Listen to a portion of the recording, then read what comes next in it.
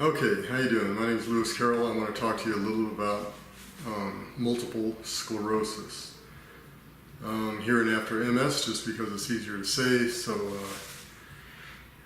this is my theory, in my opinion, on what's happening.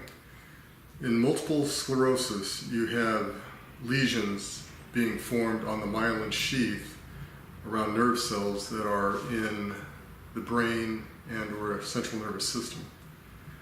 The myelin sheath, in my opinion, is being attacked by a form of white blood cells that we call T cells. It's a specialized form of white blood cell. They're specialized typically in the thymus gland. So you have, my theory is you have some T cells that are attacking the myelin sheath. They don't recognize the myelin sheath around the nerves as a good thing, so they attack it. And if you lose the myelin sheath around your nerves, the nerves are going to become disabled. The question is, why are the T cells in the central nervous system? Because you're supposed to have a blood-brain barrier around your central nervous system and your brain that essentially screens out like a filter anything that's big. You know, I mean, the brain has to live in an environment that is very, very controlled. It's a gated community, and you can't let anything in there that could upset the function of your brain. It's a very sensitive area with neurotransmitters in there, and you just don't want chemicals or anything in there that could disrupt the function of your brain. But the T cells somehow got in. First of all, T cells are not allowed in there. They're not supposed to be in there. But if they do make it in there, it's because, in my opinion, you've got a problem with the blood-brain barrier, a breakdown. It's not filtering properly. It's also my opinion that the blood-brain barrier has more of an intimate relationship with the gut biome, the bacteria in your gut, than we realize. I think there is a relationship there. I think that if you are on a diet that is a typical Western diet, and you're eating a lot of refined carbohydrates and high glycemic foods, you're going to grow a biome that is not favorable to your health.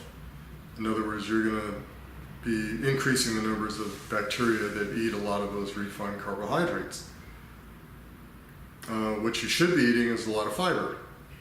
So, and it's not because your body needs fiber. I mean, everybody tells you your body needs fiber, but what exactly are you doing with it? Well, it's not for you necessarily, it's for the bacteria. It's for the good kind of bacteria that you want. It's for a favorable bacterial environment. The bacteria that you want eat fiber. So you need to eat fiber because you're eating for them. Now, when you get the right kind of bacteria in your gut, the function of the blood-brain barrier should change. The mechanism for that change is not fully understood, but there is evidence to suggest that when you have the right kind of bacteria in your gut, you can end endotoxin flow through leaky gut, and you can end, or you can improve the function of the blood-brain barrier. And I think that's really the secret to getting rid of multiple sclerosis, or MS. So I exercised my theory on a person that I know who was starting to show some signs of MS. I mean, this person lost blue and green light perception, started getting numbness and tingling in her fingertips on both arms, lost about 75% of the strength in her right arm, and had some pain. She also tripped over something that wasn't there. You know, I mean, how do you trip on a flat sidewalk? These are all classic symptoms of MS. And anyway, so believing in my own theory, I thought, well, let's get this blood-brain barrier back under control and let's take the inflammation level down. So, because we didn't want the T cells acting out of control. I think of a T cell like one very dangerous soldier who's blind. T cells don't always attack just bad things in your body. They can attack good things like pancreatic cells,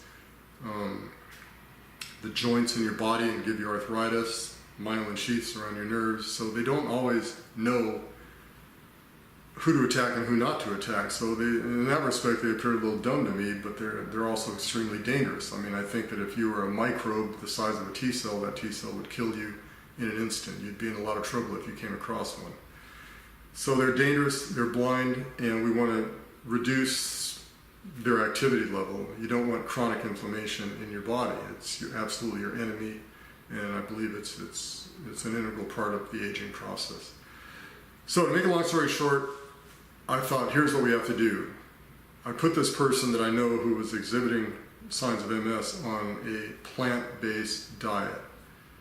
No red meat, because the long-chain saturated fats in red meats are considered inflammatory. So put her on a plant-based diet,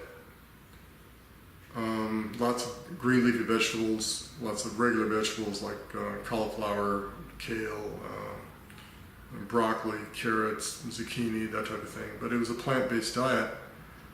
And I also gave her a supplement of butyric acid, which I don't know if you can see that, but it looks like this. It's butyric acid, sodium butyrate. I put her on some fish oil because this is also known to get your inflammation down. I also put her on a special mix that I make. It looks like this. This is Time Machine for women. Anyway, the whole idea was to get the inflammation down and to get the T cells to, not be so overactive and not be so jumpy, I guess. And we wanted to improve the function of the blood-brain barrier. So in order to do that, we had to put her on a plant-based diet. And incidentally, if you're on a plant-based diet and you're feeding fiber to the correct bacteria in your gut, you're going to increase their numbers. And that particular strain of bacteria will make butyric acid. So you wouldn't necessarily have to buy it, although I did anyway because I was just covering all my bases. So that's why you need to be on the right diet. You need to eat a lot of fruits and vegetables and fiber because you're going to feed the right kind of bacteria, and that strain of bacteria keeps you alive. It keeps you healthy. They create hormones and chemicals and things that help your body run better, like oleophenolamide, for instance, that tells you when you're full, so that you don't overeat and gain a bunch of weight. Butyric acid, for controlling T cells. Anyway, so that was the approach. Just getting her on a plant-based diet and giving her some supplements that would take inflammation way down. And within 3 weeks, she was symptom-free. She got all the strength back in her arms and her grip, she got all the feeling back in her fingertips. And instead of seeing red everywhere she went, I mean, her whole world had turned red because she lost the blue and green light perception, color perception. She got all of her colors back. And now we have an airplane flying overhead, so I apologize for the noise. Pretty near Paris airport. But anyway, that worked. So I think my theory is sound. I think that if you have multiple sclerosis, the doctors will tell you that there's no cure for that, and that just really means that they don't know what the cure is, or they're not sure what to do. But I think that if you get on the right diet, control inflammation to a large degree, and get those T cells out of the brain and central nervous system by improving the function of your blood-brain barrier, I think it's curable. And I think we sort of showed that with this one person that I know. I haven't tried it on anybody else, but it certainly fit the theory that I had. So if you know someone with multiple sclerosis, have them take a look at this video, and maybe you can help them out. I know it worked for the person that I dealt with. Thanks for watching.